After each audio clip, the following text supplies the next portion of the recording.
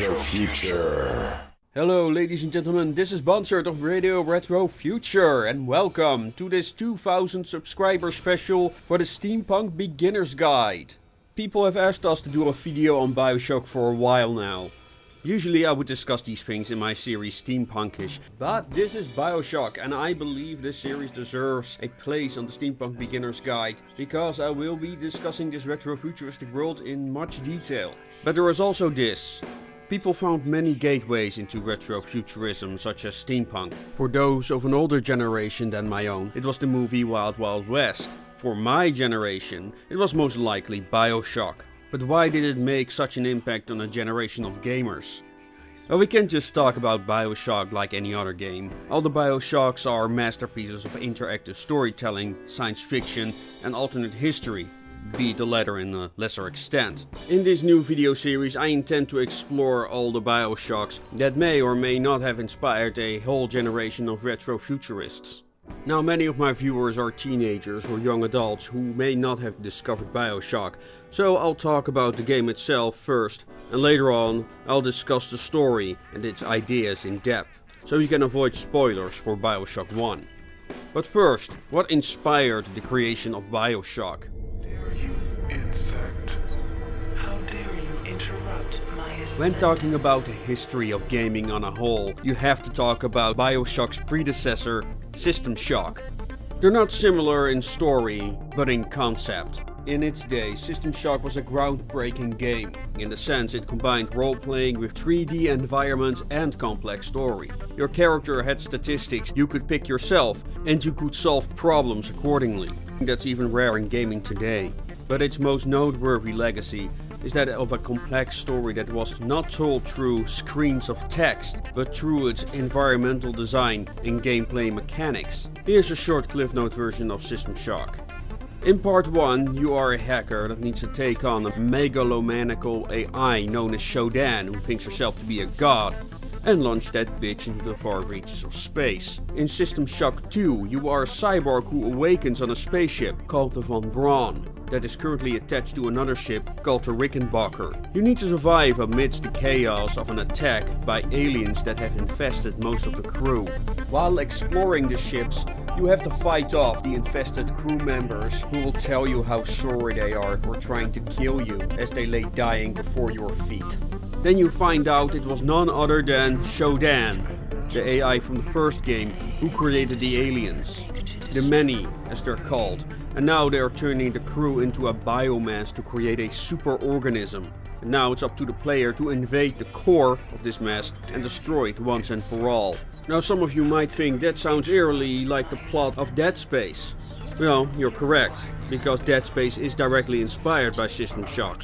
These days System Shock is legendary for its contribution to gaming. But if you ask anyone has ever played or finished it, you'll likely be met with a begrudging no. Gameplay wise, it's horrifically outdated, and even back in the days, people had issues with finishing it.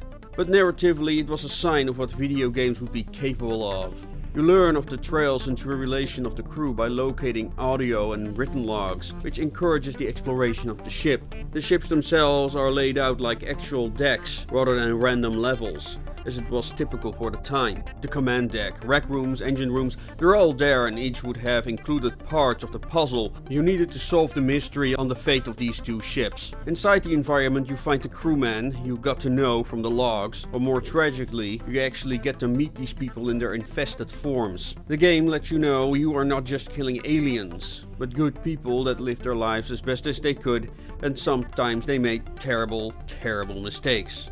And that is why System Shock, despite all its flaws, is so fondly remembered.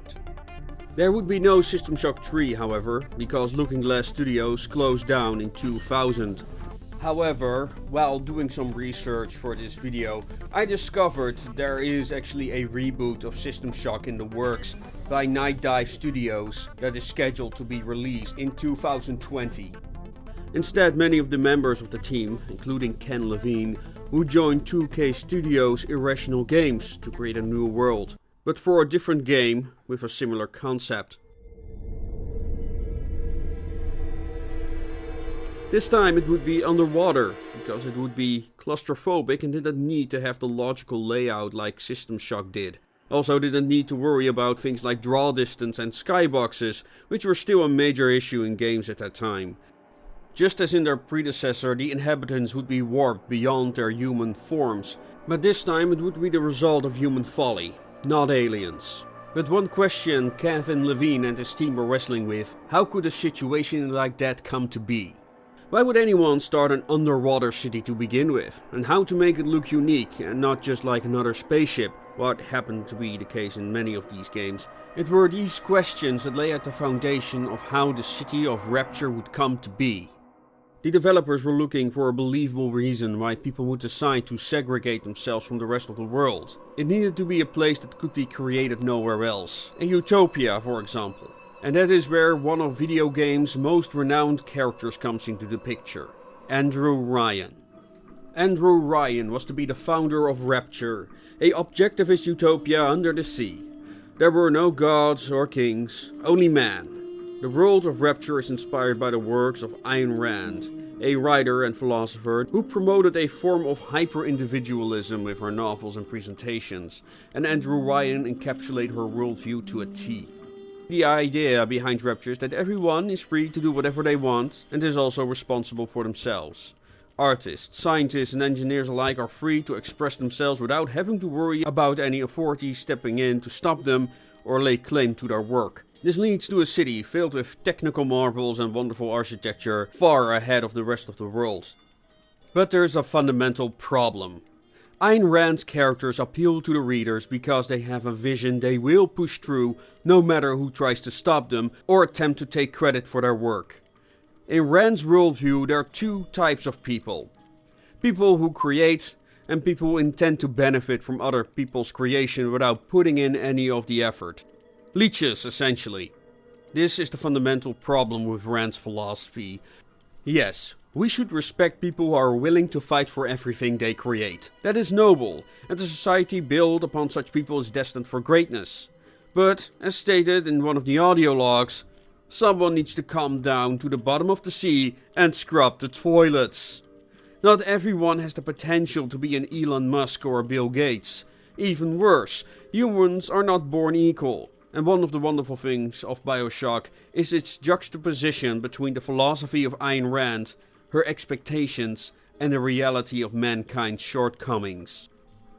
Before we continue, I'll first talk about the setup and gameplay before moving on to the story and setting, so you know when to avoid spoilers. When the game starts in 1960, the player, Jack, sits in an airplane with a present on his lap and a family photo in his hand. On the present is a card that says, "Son, would you kindly?" And the very next thing we see is Jack being surrounded by the burning wreckage of the airplane. Maybe somebody got tired of the airline food. Fortunately, there's a lighthouse nearby in an Art Deco style. Jack enters and he finds a diving bell. He goes inside and soon the vessel begins its descent. Fortunately, there's onboard entertainment, provided to him by none other than Andrew Ryan. Here the man explains his vision for the city of Rapture. A libertarian utopia, free from religion and the state.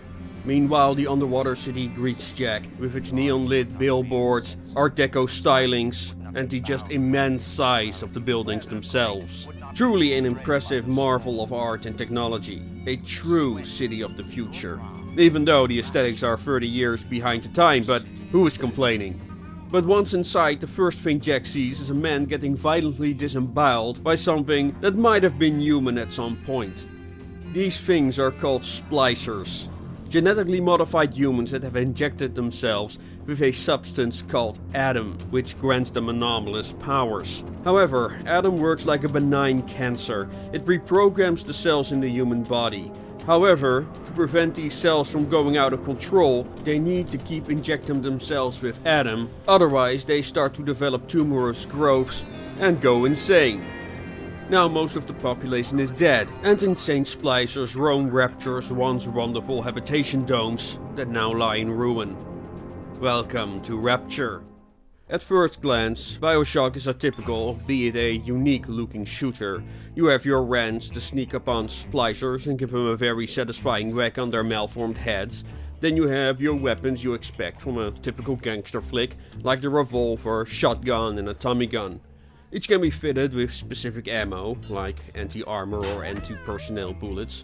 These special varieties are rare, but they can always be purchased at vending machines. This is a libertarian utopia after all, so everything is for sale. Later on you get bigger hardware like grenade launchers, crossbow that can also set wire traps, and you also get a research camera that takes pictures of enemies to learn their weak spots and gain other useful bonuses and plasmids. Which brings us to the plasmids.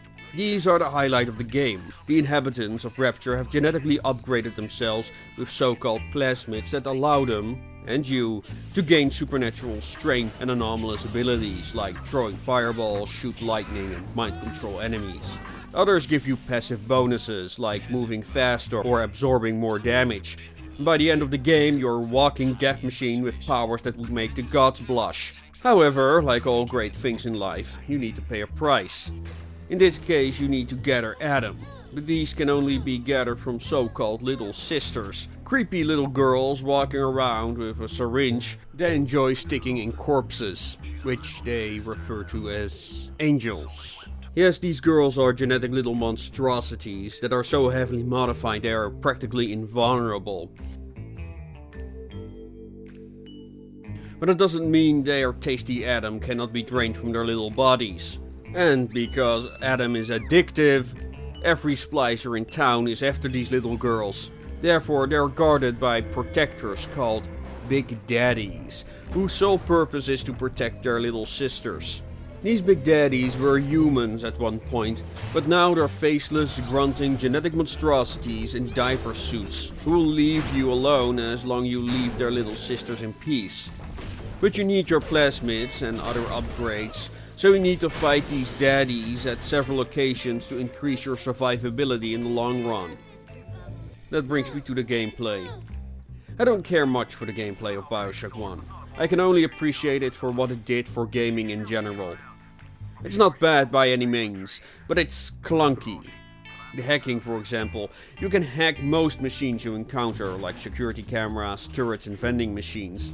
And when you do, you get a minigame. Basically, it's Pipe Layer, a game from the Macintosh days of gaming. Ask your parents. It is a puzzle game where you need to connect pieces of pipes from one end to the next. This is not bad, but it gets annoying when you have to do it 10 times, let alone if you have to do it 100. It also stops the flow of the game. As you're hacking in the middle of a fight with a Big Daddy, no problem, he can wait. Finally, I was buying auto hack tools just to save myself the trouble. You can also craft these tools at crafting stations, together with other special types of ammo and resources, but crafting feels a bit tacked on and I totally forgot about it till I played Bioshock recently. As far as the combat is concerned, I found the shooting very unfulfilling. Enemies take bullets like sponges and shoot like sharpshooters.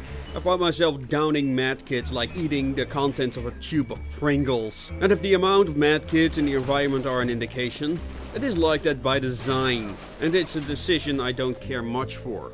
Fortunately, Bioshock allows sneaking and whacking unsuspecting enemies with a wrench, so that is what I would do. Hitting people with lightning that stuns them, and then hitting them over the head. Wrench, repeat.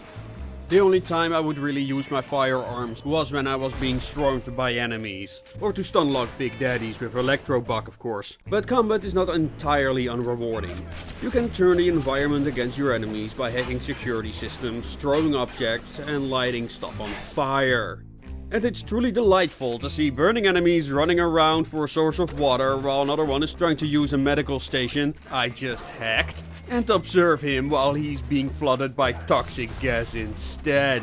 Yes, the AI is quite good. The splicers will attempt to heal themselves or flee combat if it's not going their way. They will also try and dodge your attacks and jump at you with their pipes or smack you with the butt of their guns if you get too close. But these strikes often come out of nowhere and cannot be interrupted by your own attacks, which feels rather cheap at times. I hit them with a wrench in the head and they don't even flinch. I mean, come on. It does make it essential for you to use your plasmids to distract or stun them so they cannot retaliate. However, my major complaint is that you could only use either a plasmid or a weapon. You cannot equip both of them at the same time. So you need to switch between your weapon and plasmid each time you engage a number of enemies. stun your enemies with lightning, switch and whack them over the head with my wrench, and switch back to your plasmid. It's clunky and often I had the wrong plasmid equipped, especially in stressful situations. It actually discouraged me from playing it at long stretches at a time. As far as the big daddies go, once you realize you can stun lock them with electric shotgun shells, they're less of a threat and more kind of a busy work you need to get over with in order to grab a little girl. I'll discuss the Little Sisters and their creator Tenenbaum more in depth in my Bioshock 2 analysis, but this is one of the parts that Bioshock is most criticized for. Not so much for having an option to tear the innards from a defenseless child's chest, mind you. I remember Fox News was trying to create a moral panic about this back in the day. But it's the morality system. When you capture a little sister, you get two options. To save her or kill her. The latter will give you more Adam you can spend on plasmids. This determines the ending you'll get after completing the game. But there are only two endings. One ending, you get to live your life in peace. And the other, you get to set out and destroy the world. And that's it. It feels completely unnecessary and tacked on and might have been there by executive decision. Because there was this trend in gaming at the time that players needed to be given a choice. But in most games it was the binary conclusion of you're either a role model or a puppy-kicking douchebag. It's not just that. The reason you'll be cruel to little sisters is to gather more Adam than you would if you spare them. Now that would make sense. Doing something bad will give you a better advantage on both the short and the long term. This is a good gaming mechanic to make the players think about their moral acts, but only if the designers left it at that. But no, they had to reward the player for doing the good thing. You see, when you save 3 little sisters, you get contacted by Dr. Tenenbaum, more on her later, and she'll tell you did a good thing and you get an Adam reward at the next plasmid vendor. This makes the whole option completely irrelevant. The moral choice is, do I get Adam now, or do I get it in half an hour? Even when you save all the little sisters, I still entered the game with more Adam than I knew what to do with. If Adam was more scarce, and there would be no reward, this might have been a meaningful choice. But no, they had to give the player a pat on the back for being a good boy. But being good is not about getting rewarded. It's about making worthwhile sacrifices. And it is unfortunate that this mechanic made its way into an example of otherwise top-notch storytelling and narrative-driven gameplay. Now all that may sound a bit negative, but these things stood out to me because the rest is so good. Bioshock is not just a game, it's an experience. You're not just moving from one level to another. You're advancing from one revelation to the next. You're in the middle of something that's bigger than yourself and you've yet to understand. And that is what Jack's role in this actually is. Bioshock grabs you with interesting characters, mysteries, and environmental storytelling. It's not just a story you learn by following the yellow brick road. Even after playing it for the first time in a decade, I noticed how scroungy the game actually is. Especially in the beginning, you'll be looking through every trash can for food to restore health and Eve, the stuff that powers your plasmid abilities. This is also why they make you consume so much medkits, so you'll always be looking for more. But straying from the path is also the only way to learn about Rapture's demise and that of its inhabitants. You'll find messages of all forms on the corroding walls and in the dark corners that testify how wrong things have gotten at the bottom of the sea. You'll also encounter ghostly flashbacks. This is explained due to your Adam abuse that also apparently creates ghostly visages. However, in truth this is a mechanic that's left over from System Shock, where that also got explained away by your cybernetic enhancements. That means multiple playthroughs might be necessary to learn the whole story, or make sense of what is being told. Some environments explain more than you realize the first time you explore the city. Weapon upgrade stations, for example, are called Power to the People. It's just a catchy name, right? Or is it? Especially when you see these are made by Fountain Futuristics. Why is that important? Well, it makes sense when you learn what Fountain Futuristics is all about. It doesn't stop there. Every enemy's got lore, from the common splicer to the big daddies, and all of them have an in-game explanation. Again told through audio logs and the environment. And that is probably a good segue into the story of Bioshock. so if you have not played it yet, I strongly advise that you do. Spoilers will ruin your enjoyment the first time you'll be playing it, so turn off this video now and play the damn game. I can wait. Are they gone? Good. As mentioned earlier, you're Jack, a man who just survived a plane crash at sea, and you enter a lighthouse. Here you're greeted by a man's face with the message, "No gods or kings, only man."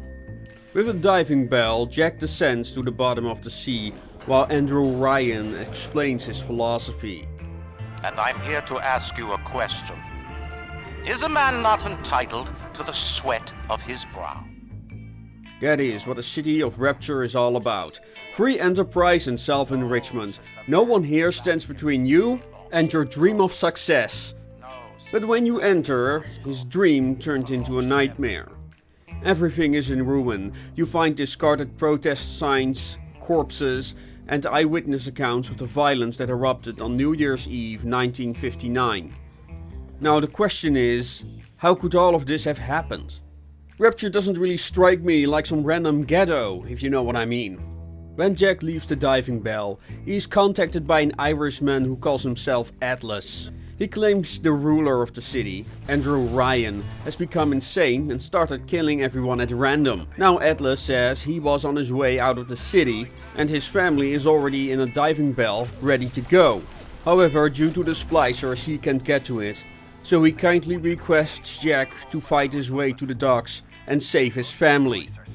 All we learn at this point is that there was a conflict between Andrew Ryan and his main competitor, a man called Frank Fontaine, of Fontaine Futuristics.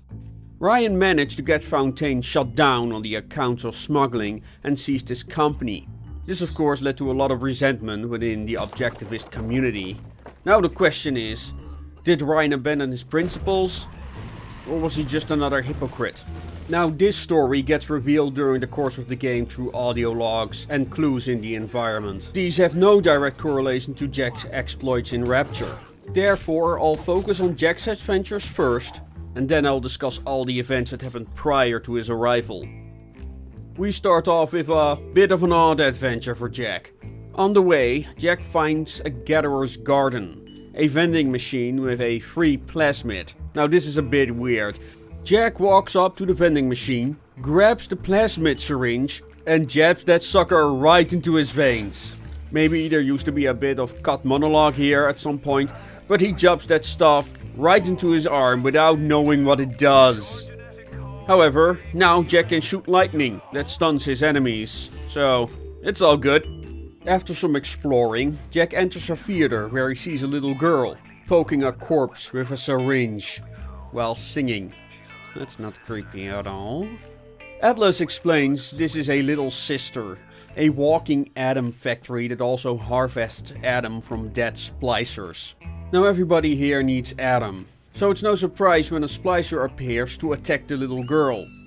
However, some big guy in a diving suit appears and dispatches the splicer with ease. This robot monster thing is a big daddy. Jumping ahead a little bit.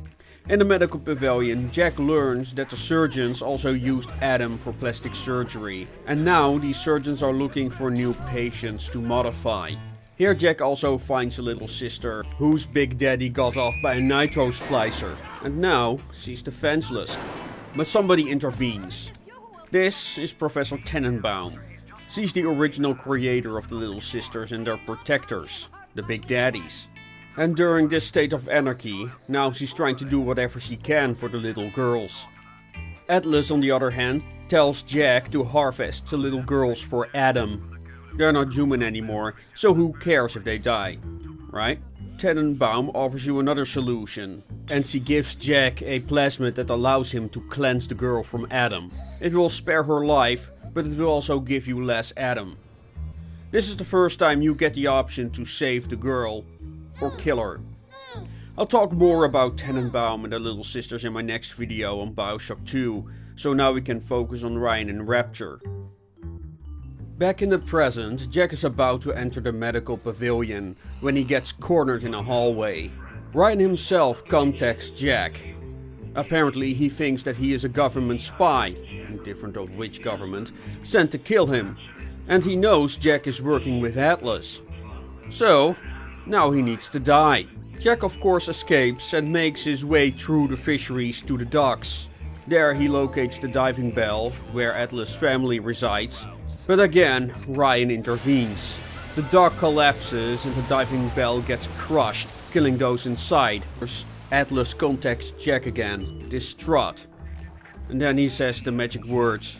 Would you kindly head to Ryan's office and kill the son of a bitch? Jack has a new goal, to avenge Atlas' dead family. I have some things to say about this early plot, but we'll get to that. Next, Jack enters Arcadia. It's a park with trees that provide most of the oxygen for Rapture. Bit strange considering not all habitation blocks are connected by corridors, but narratively it remains an important detail. Andrew Ryan contacts Jack again and tells him the story how he once bought a forest back in the States. However, some Christian groups believe the ground to be sacred, and they demanded he donated the ground to their cause. And with help of the American courts, they succeeded. Now that doesn't sound entirely fair, but fairness matters little when Ryan proclaims he burned that forest to the ground in retaliation. If he couldn't have it, no one could. So what does Ryan do now? He releases an agent that kills the trees, thus killing the oxygen supply. If he can't have Rapture, no one can. His reaction is understandable. Rapture was his dream, his creation. But as he admitted in a recording you can find in Bioshock 2, he never considered his legacy. What if he died? Childless? Who would inherit the city? It was bound to go to people we would not agree with, or reject objectivism. This is a fundamental problem with Ayn Rand's philosophy. It is so focused on the individual. Nothing else matters. Now Ryan is once again faced with the fact that his achievements might go to people he resents, and probably for good reason. But all of this remains spiteful. Meanwhile, as the leaves fall off the trees, Jack needs to find a way to reverse the process. He is contacted by Julie Langford, who is a botanist, and she has a solution, called the Lazarus Factor. But first Jack will need to gather the ingredients. Unfortunately, these have been stolen by a nature-worshipping sect called the Saturnine, a group of Houdini splicers who have been stealing Langford supplies for use in their rituals. As Jack finishes his tasks, he meets with Julie in the flesh. But before he can reach her, Ryan makes an appearance in her office. And let me read to you from the agreement. Section 3, subsection 4. Mr. Ryan. Ryan Industries maintains exclusive rights. There he kills her for a breach of contract. Ryan still motivates his behavior with his ideology.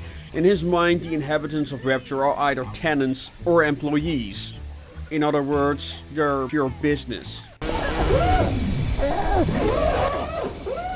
Julie, as she dies, writes the code to her safe on the window. So, Jack is able to reverse the process by activating the Lazarus Factor. With that problem solved, it's time to face Ryan. Unfortunately, Ryan's offices can't be reached without a special key. And this key is entrusted to a special person. A very, very special person. Sander Cohen. Cohen is a very eccentric artist who does a bit of everything. He too is a splicer. But as he is Ryan's right-hand man, he maintained his physical appearance with Adam. But his sanity is physically gone, and his vanity and flamboyance made him a fan favorite. You see, he'll give Jack the key after he kills some of his spliced up former partners. But killing isn't enough. Oh no! Jack also needs to take pictures of their corpses and make these part of Cohen's latest art display. If that doesn't prove how unhinged Cohen is, halfway through the assignment, Cohen has a paranoid streak and is now convinced Jack is here to kill him. Waltz of the Flowers starts playing, and then you get rushed by waves and waves of dancing partners. It is a very memorable fight, and I've been told that if you strike your opponents at the melody of the music, you get a special achievement. Wouldn't invite Cohen to a metal concert though. Cohen is a delightful character who believes to be Ryan's equal, but in reality he's just a vain narcissist who mainly got where he is by being Andrew's lapdog. He is what wannabe objectivists believe themselves to be. In reality they're just leeches living off their betters, as long they act as the useful idiots they are. Finally, Jack manages to please Cohen, so Cohen gives him the key to Ryan's office. Now we are about to approach the scene that made history. Jack fights his way to the industrial environment that Andrew Ryan calls home and finds his way to the founder's office. But there's something off here. You might say the writing is literally on the wall. Ryan reveals himself in the flesh while he's playing golf. In the end, what separates a man from a slave? Money. It's an ominous phrase to start off any conversation. Why did Jack come to Rapture? Why does he help Atlas? To take revenge for people he does not know? Ryan reveals that Jack isn't who he thinks he is. A matter of fact, Jack... Would you kindly? Powerful phrase. Familiar phrase. Is nobody. Ryan repeats the words, "Would you kindly?" And Jack obeys every command. The player can do nothing to change the situation. He tells Jack to sit, and Jack sits. He tells Jack to run like a dog, and Jack does so. Then Ryan orders, Kill! as he hands Jack the Iron 9. Now the player has some control again, even if it's just to hit the man in the head. You've done this 100 times by now, but this time you're like, really? Are you sure? But there is no option. You have to hit him until he's dead.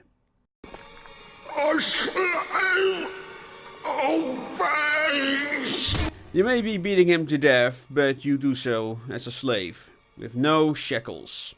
That Ryan was ready to die was obvious when he tried to destroy Arcadia. If he couldn't have Rapture, no one would. He failed, but if he can't win, no one will. Now he takes away Jack's moment of victory by taking all control away. Never again have I seen such irony in gaming. Free will and self-determination are the objectivist's highest value, so to be killed by somebody who has no will of its own is ironic into itself. You, as a gamer, have no control over this victory, and meanwhile you're being mocked by a spiteful man. Well, that just piles on to that concept. It's a marvelous piece of writing, directing and gameplay that's rare, even today. Now Ryan lies dead. But remember, he's a spiteful creature, so the city's power core is set to overload. Atlas calls you. Now would you kindly put it in that goddamn machine? If it wasn't obvious already, the truth finally gets revealed. You have been lost. The name's Frank Fontaine. Ryan's biggest rival, who supposedly died in a gunfight before Ryan seized all of his assets. He ridicules Jack for being the pawn, just like Ryan said he was, and then he sends security drones to kill Jack. But a little girl calls out to Jack and leads him to safety. Let's take a break from the story and talk about what happened between Ryan and Fontaine. So Atlas was Fontaine all along. Jack turns out he was truly just a slave, created by Fontaine Futuristics just for this purpose. Fontaine's ace in the hole against Ryan during the Civil War. Jack was programmed to respond to the phrase, "Would you kindly?" Everything Jack knew about himself was a lie. Even his memories were created. And that is why I have issues with the family plot. Fontaine didn't need to fool Jack into killing Ryan. He just could have given him those fake memories, or simply ordered him to. I mean, he used the phrase to make him save non-existent people. So why is this plot there? The reason is simple. They needed to fool the player into doing something noble. Otherwise the players would have been aimlessly looking for this Ryan fellow without knowing why. Just because some guy told them to?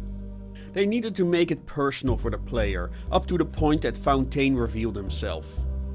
It is really just a minor issue I found while writing this, but I wanted to mention it to point out that writing fiction and writing a video game plot are different skills because you need to motivate a player to keep playing. So they needed to make it personal or noble enough for players to get through the first part of the game. Personally, I didn't care much about this subplot because, well, I never seen the characters that supposedly died, nor did I care particularly about Atlas. So his distress did very little to me. I mean, maybe Atlas could have shown a fake photo or told a fake story about his family that never existed. Something to endear me to these characters. Back to Fontaine and Ryan. Years prior to the events of 1958, Frank Fontaine came to Rapture, pretending to be a fisher. In reality, he was a con man who wanted to have Rapture and all of its knowledge to himself. While running a fishery, he hired scientists for a new venture. Fontaine Futuristics. One of these people was Bridget Tenenbaum, a Jewish scientist who also worked for the Nazis during World War II. And she came to Rapture to research human genetics undisturbed. One day, at the fishery, she noticed a veteran who was bitten by a sea slug. He was crippled during the war, but after his encounter with a slug, all his crippled wounds started to heal. Tenenbaum started investigating the slug and learned about its properties to change human genetics. Fontaine jumped at the opportunity.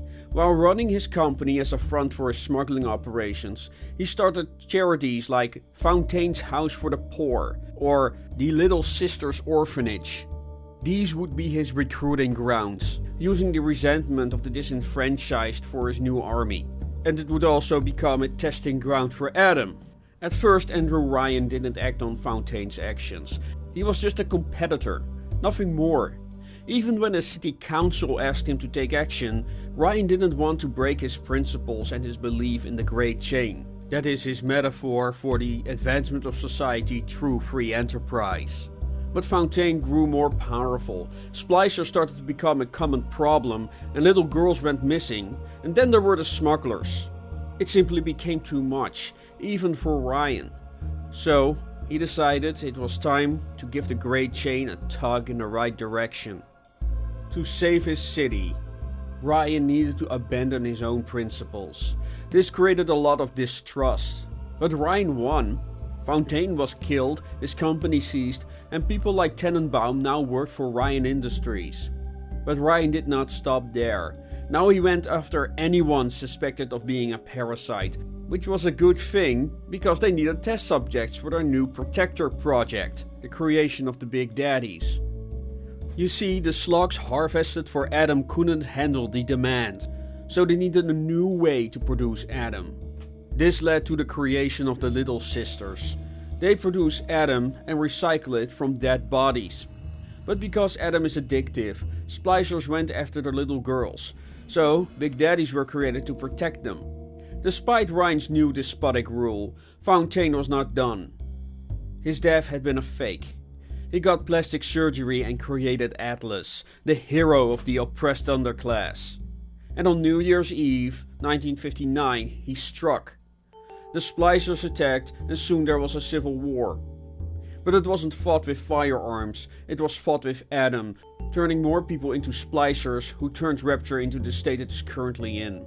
But Atlas failed to destroy Ryan, and with Tenenbaum's help, Ryan managed to control the splicers through pheromones. And that is where Fontaine's ace in the hole comes in. Jack was created with Adam and conditioned in a similar ways the daddies and sisters were. It was an emergency plan, and now Jack has fulfilled his purpose. So now what? I'm kind of reluctant to go into depth on Jack's story at this point. The video is running long as it is, and the climax of the game is the revelation about Jack's origins and Ryan's death. The rest of the game is just Jack, with help from Tenenbaum, preventing Fontaine from pumping himself full of Adam and become a superhuman. It is not terrible, but it's just making your way to Fontaine while he's making bad guy speeches, and Tenenbaum telling Jack about her regrets for partaking in the creation of the Little Sisters. A matter of fact, none of this would have happened if it wasn't for her lack of moral scruples in the past. But we'll discuss her story in my Bioshock 2 analysis. A wonderful thing about Bioshock's narrative is, it doesn't judge Ayn Rand's utopia by saying, "It just doesn't work." Instead, they pit Rand's work against itself. It takes parts of her philosophy where she is right, like how altruism can be used to make good people do terrible things, and where she's wrong, like anyone, without exception, can become anything as long as they put in the effort. She imagined that a man like Ryan can make a city like Rapture. Maybe that is true. That he could only do so at the bottom of the sea? Probably true. But somebody needed to do the dirty work, and that work would be done by somebody who earns low wages, who is uneducated and didn't get the same chance at life. And such people can become a very resentful bunch if they have no hope. That's probably why Fontaine imported stuff like Bibles and similar works. Where there is no hope, religion is in high demand, and Fontaine was their sole supplier. Ryan was everything Rand stood for, while Fontaine was everything that Rand despised about communism and religion. His only reason for coming to Rapture was to take the city and all of its accomplishments for himself. He created Fontaine's House for the Poor to pit the poor against the ruling class, just like the communists had done in the Ukraine in 1942. Communists motivated poor farmers and farmhands to capture, murder and rape the better off farmers and collectivize their farms. It was a disastrous exercise that led to the Ukrainian genocide or Holodomor, as all the farmers who were responsible for the country's food supply were now dead or imprisoned. And millions of Ukrainians starved as a result of that. In Fontaine's case, he used the resentment of the disenfranchised to grow his private army and destroy Rapture. The splicers represent the poor that have been made to feel powerful by big promises and plasmids that also happen to be addictive. So I guess there's also kind of an anti-drug analogy in there. Whatever the case, in the end, they ended up like every deluded wretch in a con man's game. And with that I want to conclude this analysis of Bioshock 1. I'm working on similar videos on Bioshock 2 and Bioshock Infinite, so please let me know what you think of this format so I can use the feedback in my next video. And with that being said, thank you all for being with me these past 3 years, and thank you all for all the subscribers, your shares, the messages. It really helped me to keep this channel going, and please keep those recommendations coming. Those who really want to support us, we do have a Subscribestar page. I'm also currently working on some merchandise for the people who are interested in that, and we have some other projects going. We hope to get more people involved in, but you're already doing me a great service by liking and sharing this video around, and I hope to see you all next time. Until then, keep making things your way.